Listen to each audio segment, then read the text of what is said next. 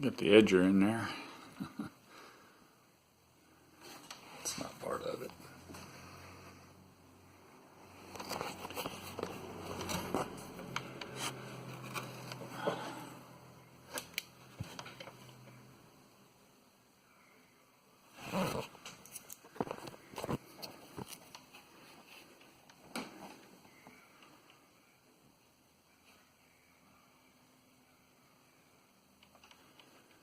Torque converter.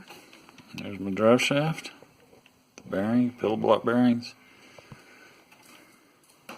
electric start, it's a live fan motor. It's to remind me which way to turn the gas on and on. Extremely reliable.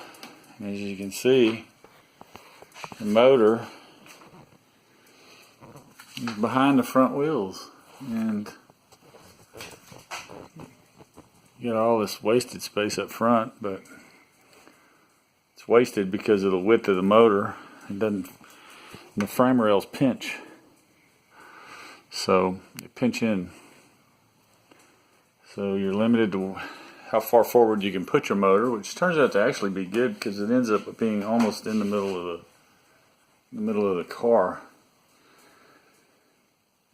And you and the motor are definitely in the middle of the car. So, and then out back you got this 6-speed. It's hard to see.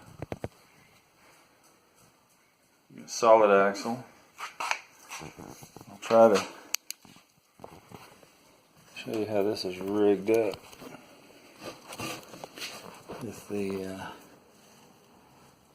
what we have is these hubs, and they're actually screwed in to where the stock discs would mount to the wheel. And all these holes are from trial and error, most of them anyway. And then this is the rear output. We have a pillow block bearing, and it runs a, I think it's a, I'm pretty sure it's a 42 tooth rear sprocket that has a spring-loaded tensioner, which runs up to, turns the rear end,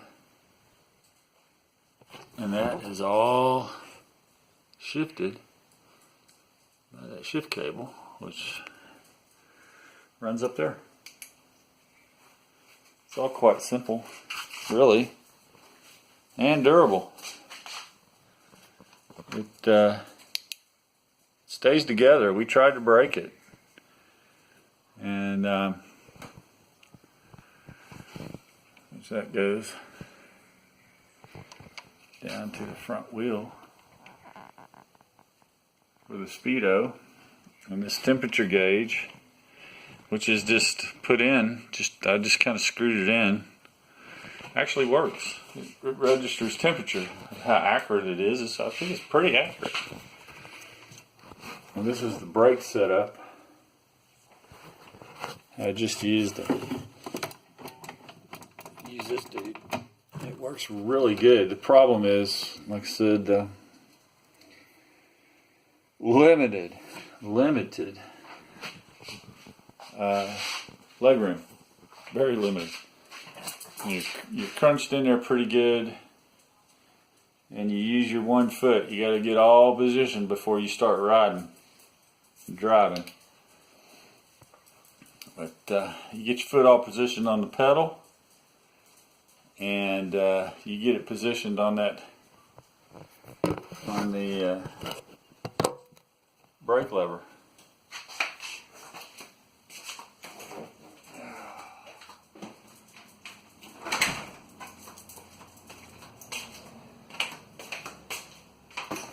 You do all that before you go riding.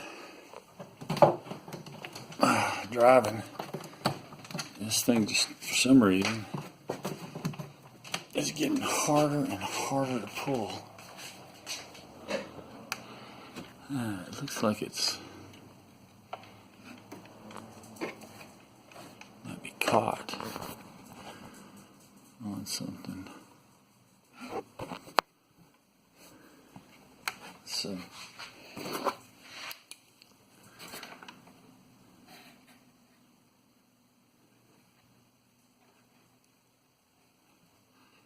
gas is off. That baby is tight.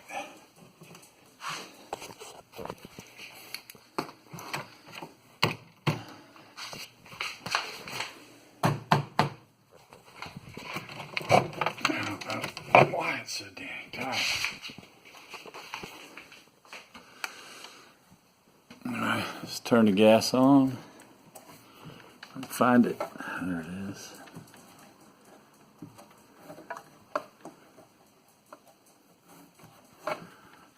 Man, I can't see anything anymore.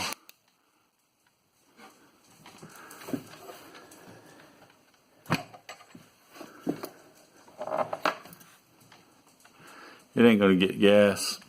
It's not going to pull gas because it's sitting on this trailer at an angle, but should be charged.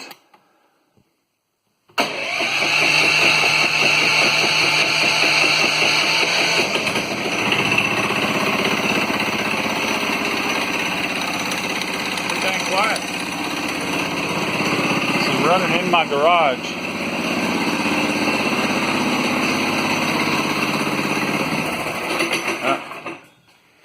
There it went. That was the last of the fuel that was in it. Could have been in it. Yeah, it's off.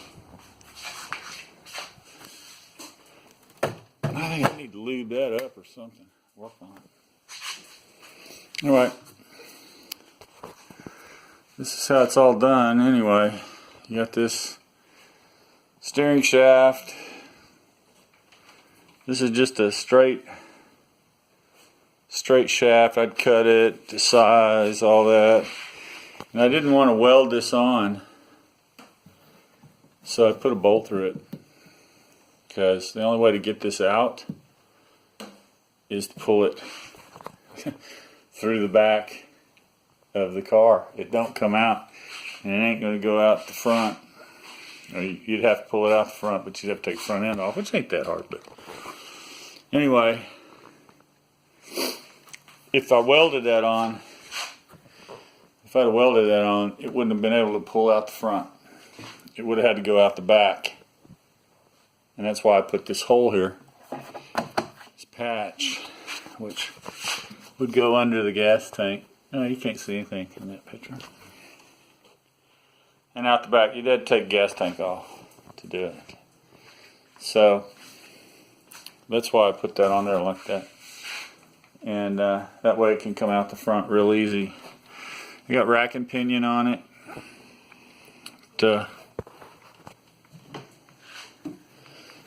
Turns real good.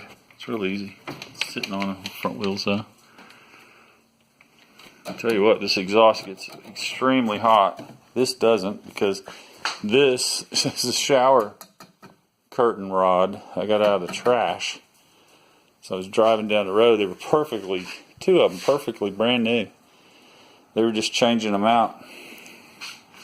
So I decided just to try to use that. This part of the exhaust, which I baloney cut, is part of a, what do you call it? The swimming pool net pole. And I just cut it down, and it just turned out, it fit just perfect. And you know, they don't have to fit perfect because it's cycle cart. But this is all, I can't remember where I got this. I think I got this in plumbing. Works perfect. I had to cut the exhaust off so that it would fit. And you can see it still doesn't fit. I think my motor shifted. But everything is still straight. When the chain jumps, it's not jumping. It's grinding on the on this plate, the torque converter plate. It grinds every now and then, but I let it grind. I let it grind itself off. So it's aluminum. The chain will eat it. It'll go away. But these are the bearings. These are wheelchair bearings. They fit in there real nice. And you can't really see the bearing on that back side. There are none in the back, except for those big old pillow block bearings. And those 1 inch shafts. And you can see the body is this lightweight plywood. Lightweight plywood with this aluminum bonded to it with just contacts and that. That's pretty much it. Just takes time to do it. Sit down, think about it, and do it. This is an old John Deere, I think, John Deere riding mower seat that I got at an estate sale for $6. That's a $75 seat. I got it for $6. And the frame, like I said, I welded that all up, and I did it with this little guy. You can't see it too good. Let me get a flashlight. With the old Harbor Freight $80 welder. And you still can't see it. Can't see it very good. Anyway, welded it all up. in this tiny little space. Here's some of my favorite babies. Right here. These guys, these XTs. Got two of them. I'm putting a new seat on this one. The seat concept seat. It's really sweet, man. These are comfortable.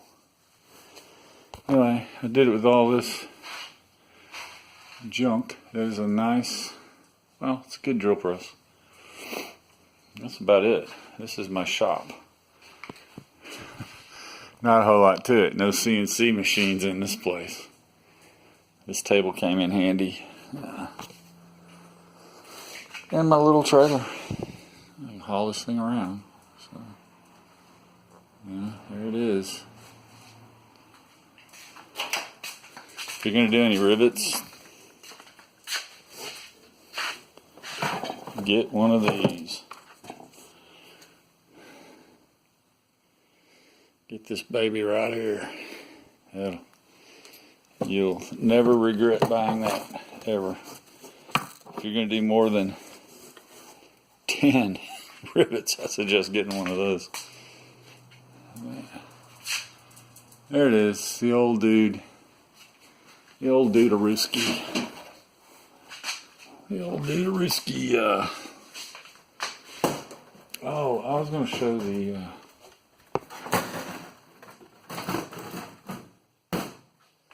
doggone it. What did I do? Messed it up. I was going to show the Delage badge. I don't know if I get enough light.